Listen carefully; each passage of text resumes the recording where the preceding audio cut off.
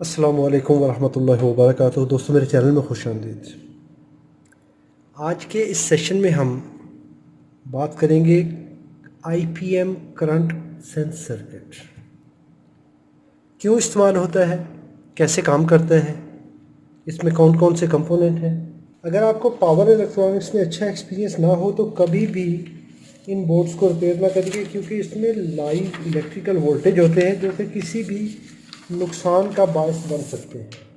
جب ہم بات کرتے ہیں آئی پی ایم کی، انٹیلیجنٹ پاور ماڈیول یا S P M, smart power module, یہ ایل جی کا 4 ٹن کا بورڈ ہے، تو یہاں پر ایس سی ایم 1246 ایم کے ایف لگا ہوا ہے۔ 3 سیکشن ہوتے ہیں آئی پی ایم میں، you V W. Micro controller سے 6 سگنل آتے ہیں، یو کا ہائی لو کا سگنل، وی کا ہائی لو سگنل، ڈبلیو کا ہائی لو سگنل۔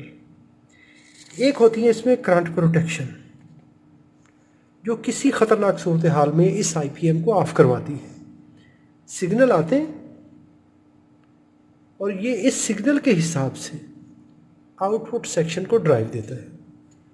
یہاں پر ہم گراؤنڈ اپلائی کرتے ہیں اس ایمیٹر پہ، اس ایمیٹر پہ گراؤنڈ، اس ایمیٹر پہ گراؤنڈ۔ ہائی سائڈ کے آئی جی بی ٹی کے کلیکٹروں پہ پازیٹیو وولٹیج دے دیے جاتے ہیں، تو یہ ان 400 وولٹ کو سوئچ کرتا ہے، کبھی لو سائڈ والا کبھی ہائی سائڈ والا، باری باری یہ سوئچ کریں گے، ڈیپینڈ کرتا ہے کہ کون سی ڈرائیو یہاں پہ آ رہی ہے۔ ابھی آئی پی ایم کے اندر استعمال ہونے والے آئی جی بی ٹی، کیونکہ میں نے کہا 3 سیٹ ہوتے ہیں، یا تو ان کے ساتھ علیحدہ علیحدہ رجسٹر لگی ہوگی ایمیٹر پہ۔ بہت سارے بورڈز ایسے ہوتے ہیں جن میں ہر آئی جی بی ٹی کے لیے، یعنی لو سائڈ کے آئی جی بی ٹی کے لیے علیحدہ علیحدہ رجسٹر لگے ہوں گے، وہاں پہ 3 رجسٹر استعمال ہوتے ہیں، 1 2 3۔ تو یہ تینوں اپنا سگنل دیتے ہیں، مائکرو کنٹرولر کو بتاتے ہیں کہ کتنی کرنٹ فلو ہو رہی ہے اس سیکشن میں، کتنی ہو رہی ہے اس سیکشن میں، اور کتنی ہو رہی ہے اس سیکشن میں۔ ابھی اس سیکشن کا یہ جو پہلا سیکشن ہے ڈبلیو سیکشن، اس میں اگر کوئی فالٹ آئے گا تو یہ فوراً سے اپنے سیکشن کو، جو اس کا کنٹرول سیکشن ہے، لاجک سیکشن ہے، اس کے او سی پی کو بتا دے گا کہ یہ اوور کرنٹ ہو چکی ہے، یہ فوراً آف ہو جائے گا، دوبارہ یہ ڈرائیو جنریٹ نہیں کرے گا۔ دوسرے 2 چلتے رہیں گے۔ اگر دوسروں میں بھی کرنٹ بڑھتی ہے، کرنٹ کیوں بڑھے گی؟ کوئی بھی آئی G B T short circuit ہو گیا، کمپریسر اوور لوڈ ہو گیا، سٹک ہو گیا، کوئی بھی پرابلم آئی، کمپریسر کی وائنڈنگ چل گئی ہے، تاریں شارٹ ہو گئی، کچھ بھی ہو گیا، یعنی اوور کرنٹ، جو لمیٹڈ کرنٹ ہے، جو کرنٹ لمٹ ہے، اگر اس سے زیادہ بڑھے گی تو فوراً سے یہ او سی پی وولٹیج لیول ہوتا ہے اس شنٹ ریزسٹنس کے، ڈراپ وولٹیج، اگر اس لیول کو ٹچ کریں گے تو یہ آف ہو جائے گا۔ دوسری کنڈیشن ہوتی ہے کہ تینوں ایمیٹر اکٹھے کر دی جاتے ہیں، تینوں یعنی یو وی ڈبلیو کے لو سائڈ کے ایمیٹر، اور ان کو ایک شنٹ ریزسٹنس لگا کر، یعنی ان کی اکٹھی کرنٹ میئر کر لی جاتی ہے۔ کسی سیکشن میں بھی پرابلم آئے گا، چاہے وہ یو میں ہو، ڈبلیو میں ہو، وی میں ہو، یہ فوراً سے مائکرو کنٹرولر کو بتائے گا ایک تو، اور دوسرا او سی پی پنیں، ساری پنیں پیرلل میں ہوں گی، یہ والی۔ اس بورڈ کے اندر یہ والی کنفیگریشن استعمال ہوتی ہے۔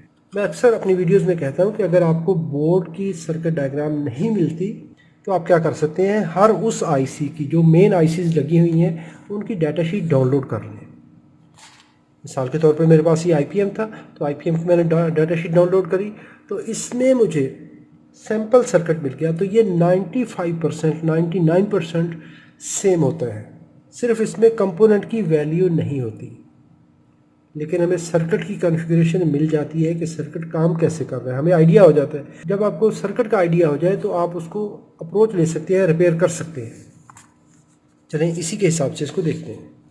یہاں پر دیکھیے R04F، 4 رجسٹر لگے ہوئے ہیں پیرلل میں، تو R04F یہ R0 پوائنٹ آگے 04 ہے، تو یہ 04 یعنی 4 ملی اوہم کی رزسٹنس ہے، 4 رجسٹر پیرلل میں، اور یہ لگے ہوئے ہیں نیگیٹو ریل پہ، یہ کیپیسٹر کا نیگیٹو ٹرمینل ہے تو یہاں پہ لگے ہوئے ہیں۔ دوسرا اینڈ یہ دیکھیں تو آ رہا ہے اس ایمیٹرز پر، ان جگہ پہ، اور ایک لائن یہاں سے چلتی ہے اور یہاں پر لگی ہوئی ہے LMV358، LM 358 ہوتی ہے، تو LMV جو ہے ये SMD में है तो ये लगी हुई है। एक ज़ीरो लाइन यानी ग्राउंड लाइन डायरेक्टली आ गई और एक रजिस्टर से आउट होकर सिग्नल यहाँ पे आ गया और यहाँ पर तीनों एमीटर इकट्ठे हैं।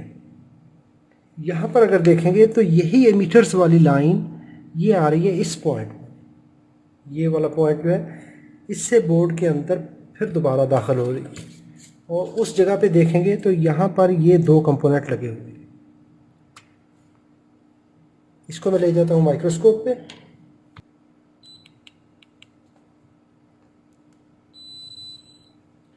ये मैंने कहा ये आई है, ये है पॉइंट हमारा मीटर्स वाला जो कि रजिस्टर से आ रहा है। तो इसको देखेंगे, ये वाला पॉइंट ये अटैच हो रहा है इस पॉइंट पर, ये वाला, और यही पॉइंट पहुंच रहा है इस जगह पर 201 ओम रेजिस्टेंस है और ये पॉइंट इस जगह पे आ रहा है। रजिस्टर से गुजरने के बाद यहाँ पे आ रहा है 200 ओम की रेजिस्टेंस है 201। एक तो सिग्नल ये यहाँ पे पहुँच गया और दूसरा ये सिग्नल डायरेक्टली आ रहा है इस पॉइंट पर। इस पॉइंट पे देखें तो ये सिग्नल आ रहा है इस जगह पर।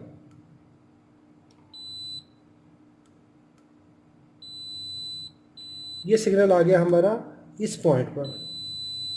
ये 2800 2800 ओम की रेजिस्टेंस है, इसके साथ ये डिवाइडर नेटवर्क बन के ये आ गया पिन नंबर 3 पे।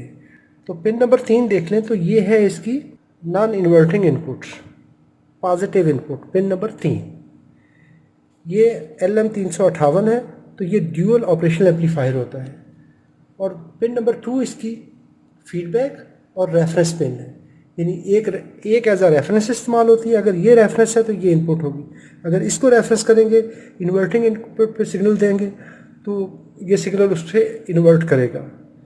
पिन नंबर 1 इसकी आउटपुट है, ये पिन नंबर 1 आउटपुट है, ये इस पॉइंट पे, और यहाँ से ये सिग्नल हमारा आउट होके आ जाता है माइक्रो कंट्रोलर पे। ये यहाँ से आउट होता है सिग्नल और ये पहुँच जाता है हमारे माइक्रो कंट्रोलर की करंट सेंस पिन पे जो कि यहाँ पर है। इसका नाम है इंटरलीव्ड शंट रेजिस्टेंस। तो ये इसका ये सिग्नल आ जाता है, यहाँ से ये सिग्नल इस रजिस्टर पे आता है, इसके बाद यहाँ पर यहाँ से होके ये आ जाता है इस पॉइंट पर, यानी 1K की रजिस्टर है। अगर हम इसको रजिस्टर मोड में रख के चेक करेंगे तो इस पॉइंट पे हमें 1K की रजिस्टेंस मिलेगी। तो ये देखें, ये पिन 7 नंबर पिन पे सिग्नल आ रहा है, 1 2 3 4 5 6 और 7। तो ये 7 नंबर पे ये सिग्नल पहुंच जाएगा। तो माइक्रो कंट्रोलर को पता चल जाएगा कि करंट कितनी फ़्लो हो रही है। अभी इसके साथ एक और काम, यही जो हमने 2 कंपोनेंट कहे थे इस पॉइंट पे, ये वाले जो कि हमने कहा था 200 ओम की रजिस्टर के थ्रू सिग्नल पास होके आता है, ये वाला। तो ये अभी इसको दूसरी साइड को देख लें, ये जितनी भी इसकी करंट कंट्रोल पिनें हैं, पिन नंबर 2 OCP इस पिन पे,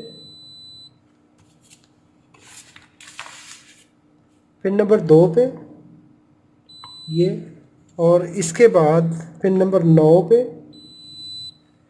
और पिन नंबर 18 पे।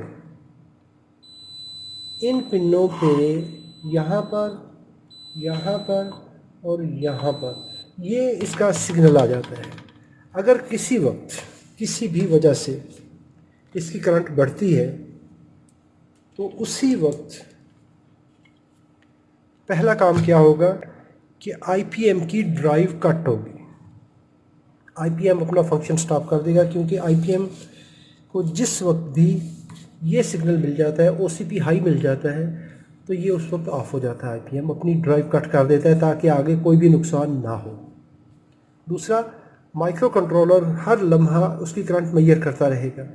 जब भी इसकी अलाउड लिमिट से, जो कि इसके सॉफ्टवेयर के अंदर मेंशन्ड है, यहाँ पर आ रहे होते हैं वोल्टेज ड्रॉप हुए, यहाँ पर आए इन 2 कंपोनेंट्स पर, इन कंपोनेंट्स से पास होने के बाद اس نے ایمپلیفائی کرنا ہے، اس سگنل کو بوسٹ کرے گا، ایمپلیفائی کرے گا LM358 میں. تو LM358 کا آؤٹ پٹ پوائنٹ یہ آ جائے گا اس کی کرنٹ سینس پن نمبر 7 پہ. انالاگ پن ہے، یہ اس کو ہر وقت مانیٹر کرتا رہے گا. انالاگ پن پہ جو وولٹیج ہوں گے اس کو ڈیجیٹل ویلیو میں کنورٹ کرے گا. کمپیوٹر لینگویج کے اندر جو سورس کوڈ لکھا ہوا ہے، سافٹ ویئر لکھا ہوا ہے، اس کو بتایا گیا ہے کہ اتنی کرنٹ ہوگی، اس سے زیادہ نہیں ہوگی. جب اس سے زیادہ اگر کسی وقت بھی کرنٹ بڑھے گی تو اس نے کون کون سے کام کرنے ہیں؟ سب سے پہلا کام ایرر جنریٹ کرنا ہے. IPM کی ڈرائیو PWM سگنل جو اس سائڈ سے آؤٹ ہو رہا ہے اس کو آف کرنا ہے. اس مین پاور ریلے سیکشن کو آف کرنا ہے. اس پاور ریلے کو اور اس کی جو سافٹ اسٹارٹر ریلے ہے اس کو آف کروانا ہے. PFC کو آف کروانا ہے تاکہ مزید نقصان ہونے سے بچا جا سکے. تو یہ ساری پاورز آف کروائے گا، اس ریلے کو آن کروائے گا تاکہ DC ریل پہ جتنے وولٹیج ہیں وہ سارے کے سارے اس رزسٹر سے، بلیڈر رزسٹر سے ڈسچارج ہو جائے. امید کرتا ہوں ویڈیو معلوماتی ہوگی. اگر اچھی لگی ہے تو لائک کیجیے، سوال ہو تو کامنٹ میں لکھیے. اپنا اور اپنے پیاروں کا بہت سارا خیال رکھیے. اللہ رب العزت آپ سب کو سلامت رکھے، اپنی حفاظت میں رکھے. السلام علیکم ورحمۃ اللہ وبرکاتہ.